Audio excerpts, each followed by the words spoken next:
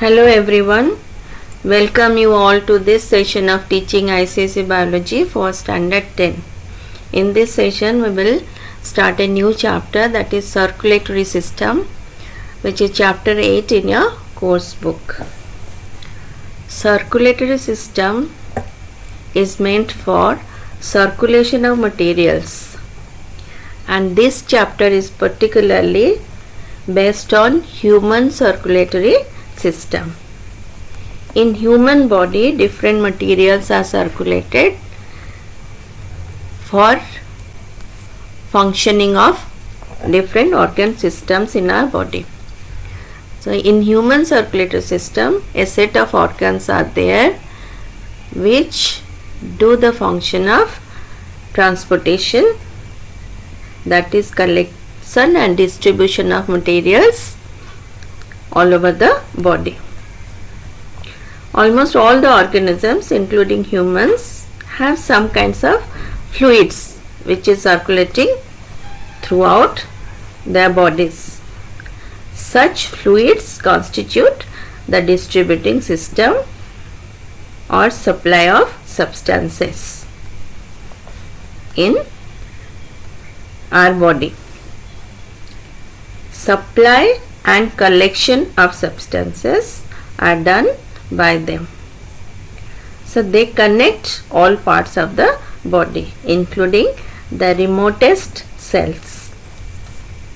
In this chapter, we will discuss in detail about the circulating fluids and the way circulation of material takes place in human body.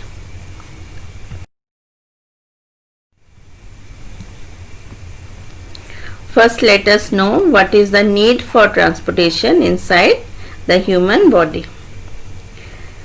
The digestive system digests and absorbs the nutrients which are needed to be transported to every cell of the body.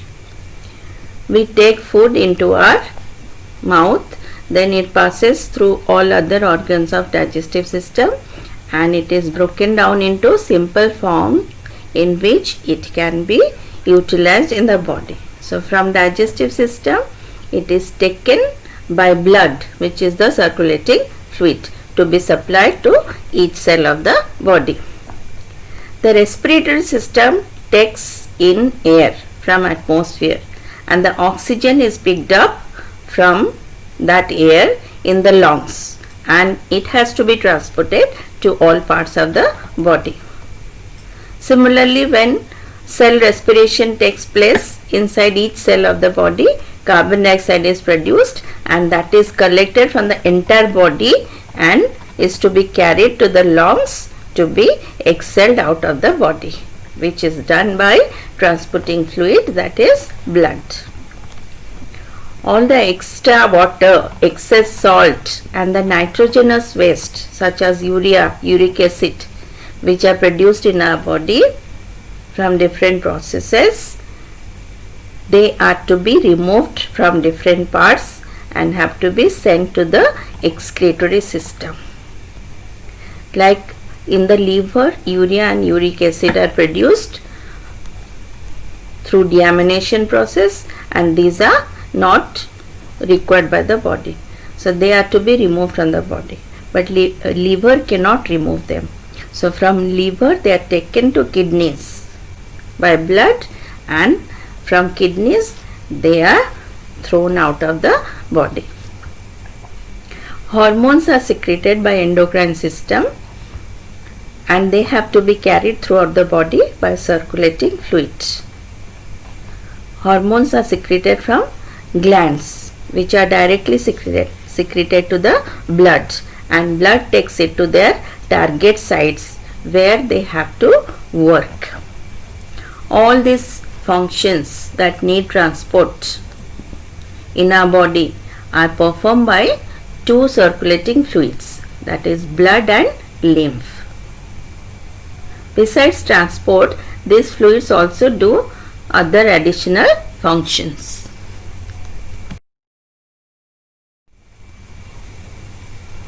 The fluids present in our body can be divided into two categories, that is circulating fluid and non-circulating fluid. There are three principal circulating fluids in our body. They are blood, tissue fluid and lymph. Blood flows through heart and blood vessels. Tissue fluid is flown through intercellular spaces and lymph is flowing through lymph vessels, spleen and tonsils. Blood is contained in the heart and in the blood vessels. Blood vessels are arteries, veins and capillaries. Tissue fluid occupies the space between the cells in the organs. And lymph is contained within the lymph vessels and lymphatic organs, like lymph glands such as spleen and tonsils. These three principal fluids in our body do the function of transportation.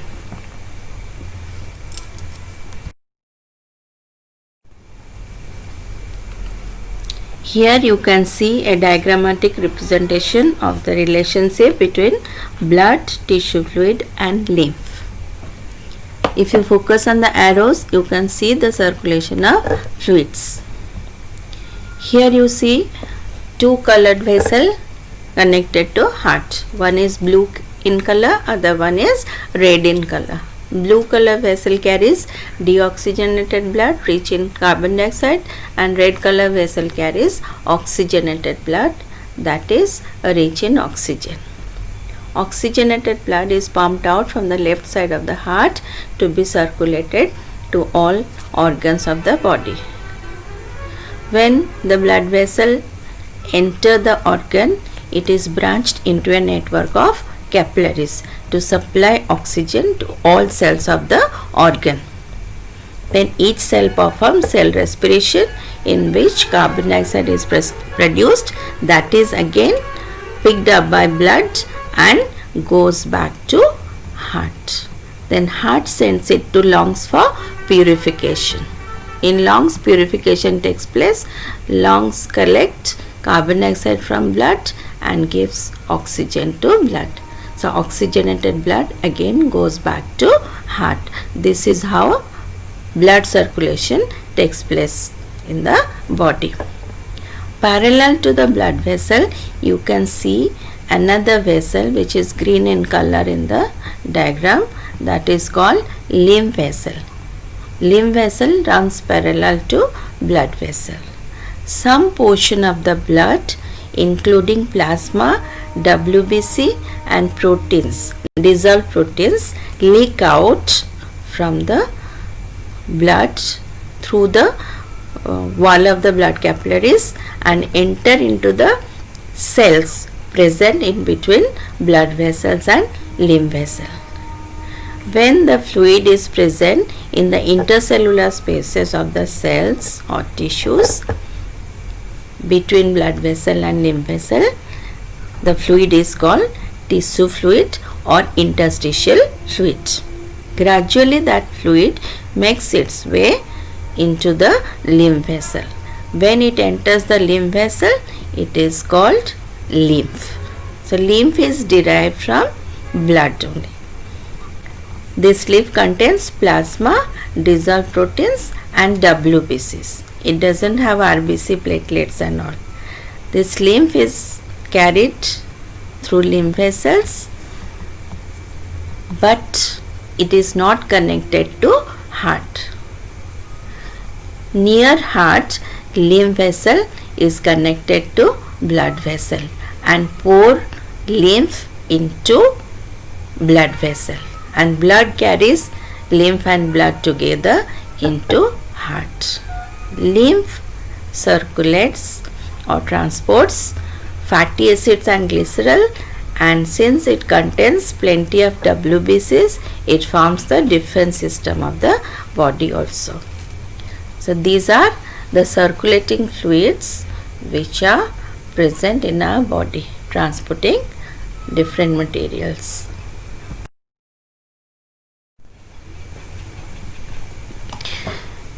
Circulatory system can be of two types, that is open and closed circulatory system. In case of open circulation, as you see in the diagram, blood is pumped out from the heart. It goes through blood vessels into respective organs.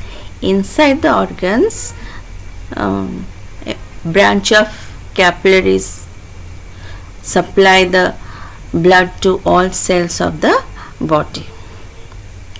Then carbon dioxide that is produced, that is picked up by another set of blood capillaries which join to form a bigger blood vessel, and that takes back the blood to heart. This is a kind of open circulation, and it takes place in case of insects, like you see in the grasshopper. Open circulation takes place. Inside the organ, the capillaries are not connected to each other. The collecting capillaries and distributing capillaries are not connected to each other. Distributing capillaries supply oxygen to body cells, and collecting capillaries pick up carbon dioxide from body cells. But in case of closed circulation, you see, blood is pumped out from the heart, goes through blood vessel into organ. Inside the organ, it forms a network of capillaries, which is a closed network of capillaries. So from these capillaries in which blood flows, oxygen enters into the body cells, and carbon dioxide that is released out again picked up by that closed network of capillaries and goes back through blood vessel into heart. This type of circulation is seen in human body also. As you saw in the previous picture, body organ and heart and lungs all are connected by blood vessels. It is a type of closed circulation. So human body has closed circulatory system.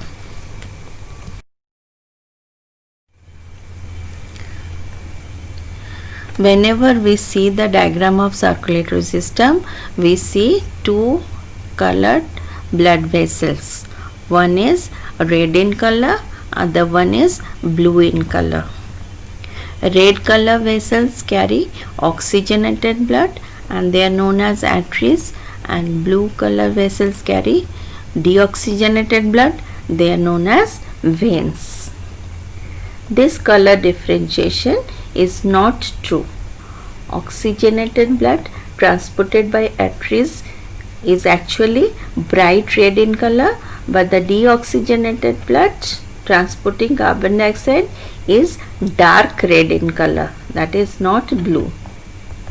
But for a differentiation of oxygenated and deoxygenated blood, to observe it clearly, they are represented in red and blue color respectively.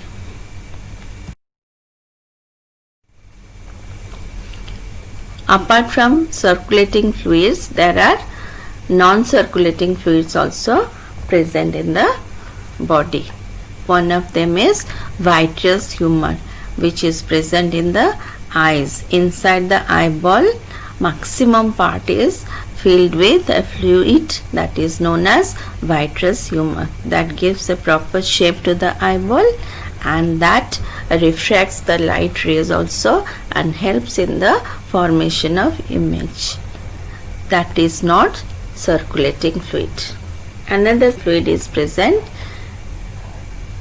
in between the bones at joints in our knees, that is called synovial fluid. This synovial fluid is present at certain places, that is in the cavities of skeletal joints, to avoid friction between the bones, because bones cause movement at the joints. When they cause movement, there may be chance of friction, rubbing between them. but because of presence of synovial fluid which works as a shock absorber, friction or rubbing is avoided.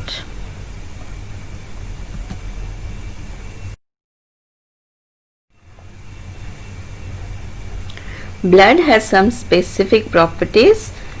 There, blood is never stationary. It is always in motion in the body, from heart to the arteries and then to the organs, then back to heart again through veins. So that is always in a motion inside the body, or in movement inside the body. It is never still or stationary. The color of the blood is bright red in arteries and dark red in veins. Volume of blood in an average adult human is 5 to 6 liters. Taste of blood is saltish, that is because of presence of mineral salts in it. Blood is slightly alkaline in nature with a pH of 7.35 to 7.45. Temperature of blood is 38 degree centigrade or 100.4 degree Fahrenheit. Mass of the blood is 8% only of the whole body mass.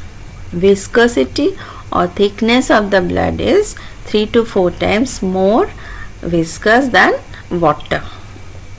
These are all properties of blood. The functions of blood can be described in two categories or headings, that is transport and protection. When we talk about transport by blood, then transport of digested food, oxygen, carbon dioxide, excretory substances like urea, uric acid, hormones, body heat or temperature, all these are transported by blood. Transportation of digested food takes place from alimentary canal to the tissues by blood. These substances include glucose, amino acids, vitamins, mineral salts, etc. Then transport of respiratory gases, that is oxygen and carbon dioxide, takes place through blood. We take oxygen into our body through respiratory tract, then it reaches the lungs. From the lungs it is taken by blood. Lungs is supplied with blood vessels through which blood flows, and that blood picks up oxygen from lungs, and that is picked up by red blood cells present in the blood, because red blood cells contain a pigment, red color pigment called hemoglobin, which form oxyhemoglobin after binding with oxygen, which is an unstable compound, and when oxyhemoglobin through blood travels and reach the tissues, it breaks up there to deliver oxygen to the tissues or groups of cells, and hemoglobin remains back in the blood.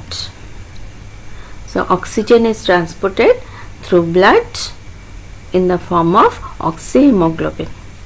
Then carbon dioxide, that is produced in the tissues or cells, they are again picked up by hemoglobin in the form of carbaminohemoglobin and brought back to heart and again sent to lungs for purification. And some molecules of carbon dioxide can be also transported through blood plasma in the form of bicarbonates. Then transportation of excretory materials like urea, uric acid, excess mineral salt, excess water from the tissues to the liver, then to the kidney or to the skin for elimination or removal from the body, because these substances, urea, uric acid these are toxic for the body, they need to be removed from the body. So by blood they are taken from liver to kidney, then kidney removes them with the urine. Then excess mineral salt and water can be excreted from the body through skin, and they are taken to the skin by blood. Then distribution of hormones also take place by blood. Hormones are secreted from endocrine glands present at different areas of the body, and they secrete hormones to blood directly, and blood takes it to their target sites. Distribution of heat is also done by blood. During cell respiration, in the body cells, in each body cell, heat is produced, and that heat is transported by blood to all parts of the body. Therefore, each part of the body carries the same temperature. So, uniform distribution of heat all over the body takes place by blood. These are all transportation function of blood.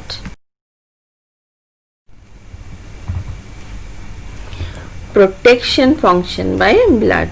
Blood forms a clot or a solid mass wherever there is a cut in a blood vessel. Whenever we have any injury on our body, blood vessel is damaged, within few minutes a solid mass is formed at the damaged blood vessel, which stops bleeding and further loss of blood, and it also prevents entry of disease causing germ substances through the damaged blood vessel.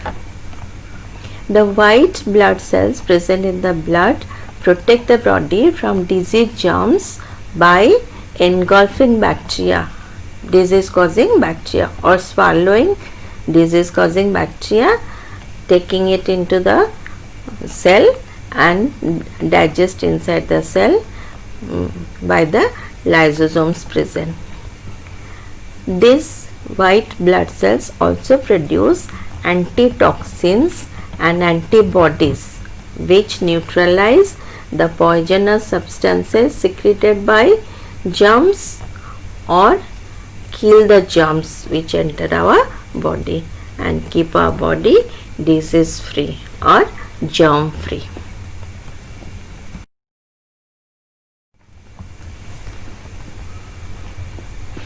Blood consists of a fluid part that is called plasma, which constitutes 55 to 60% of blood, and rest part is cellular elements, which consist of red and white blood cells and platelets.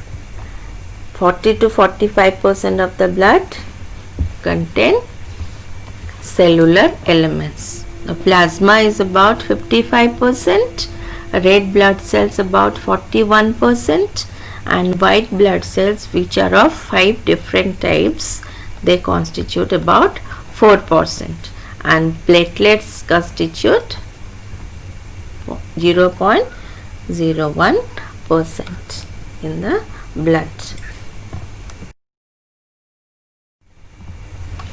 Plasma is the liquid part of the blood, which consists of water, protein, inorganic salt and other substances like sugar, urea, etc. Water is present in plasma about 90 to 92%, and dissolved proteins are present 7 to 8%. Inorganic salts present in dissolved form in plasma is about 1%, and other substances like urea and sugar and all, they are present in traces, that is 1% or 0.03%. The inorganic salts present in plasma mainly include sodium chloride and sodium bicarbonate, which we get from our food. and the other substances present in plasma are glucose, amino acids, fibrinogen, which is a dissolved protein, helps to form clot, then hormones, etc. If from the plasma the protein fibrinogen has been removed, it is called serum, and serum is formed when a clot is formed. A clot is an entangled mass of fibrinogen in the form of fibrin in soluble form, in which all blood cells are trapped. So that liquid part that is left after a formation of clot is called serum. With this we end this session, and in next session we will discuss about cellular elements present in blood. Thank you.